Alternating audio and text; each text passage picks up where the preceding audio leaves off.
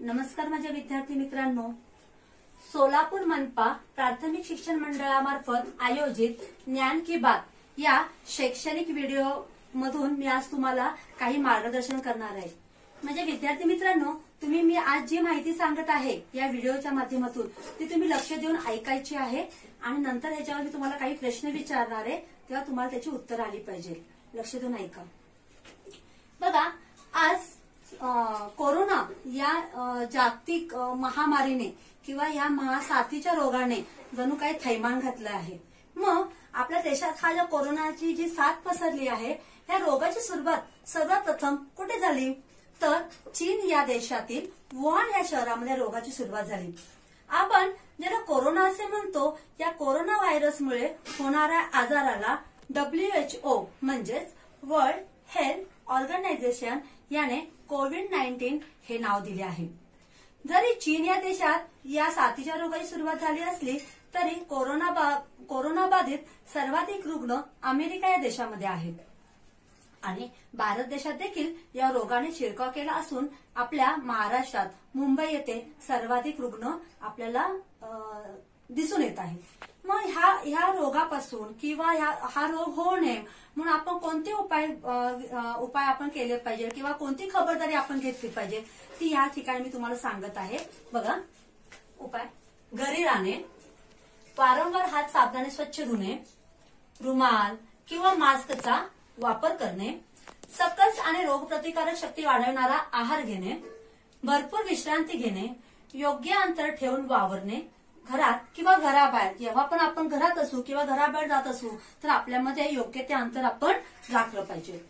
त्यानंतर हा रोग होऊ नये म्हणून आपण कोणती खबरदारी घेतली पाहिजे तर दिवसातून कमीत कमी 15 वेळा हात धुतले पाहिजे, एका वेळी 20 सेकंद हात धुतले पाहिजे, 5-6 पद्धतींचा वापर तुम्हाला माहितीये आपण शाळेमध्ये सुद्धा हात धुवायचं घेत होतो, त्याच्यामध्ये आपण ज्या काही 5-6 पद्धतींचा वापर केला होता त्या 5-6 पद्धतींचा वापर करून आपण आपले हात धुतले पाहिजे।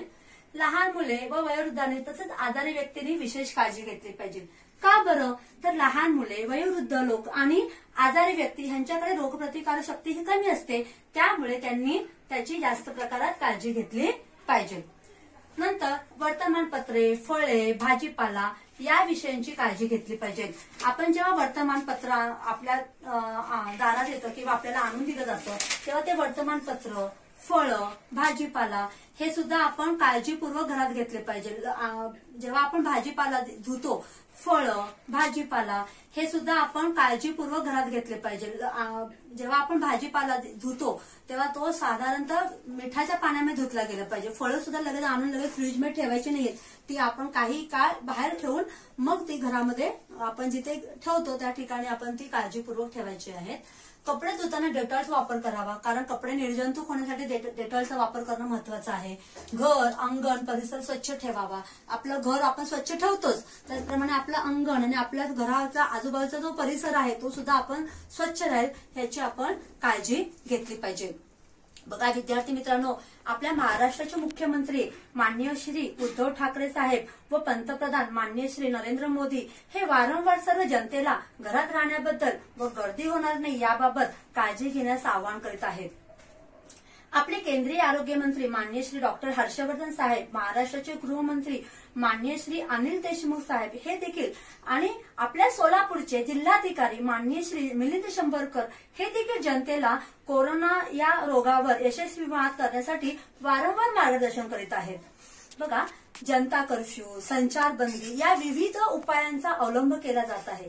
त्याचप्रमाणे पोलीस, नर्सेस, वॉर्ड बॉय आपल्याला अत्यावश्यक सेवा पुरवणारे सर्वच आपल्याला सध्या देवदूताप्रमाणे भासत आहेत। या सर्वांच्या परिश्रमाने व सहकार्याने त्यांना केवळ घरात बसून आपल्याला साथ द्यायची आहे आणि कोरोना या साथीच्या रोगासोबतचे युद्ध आपल्याला जिंकायचेच आहे। तर विद्यार्थी मित्रांनो, याबाबत मी तुम्हाला काही घोषवाक्य सुद्धा सांगत आहे। 1, 2, 3, 4 करू कोरोनाला हद्दपार। कोरोना आपली राष्ट्रीय आपत्ती, रोखू कोरोनाग्रस्तांची उत्पत्ती। कोरोना आपली राष्ट्रीय आपत्ती, रोखू कोरोनाग्रस्तांची आपत्ती। धन्यवाद।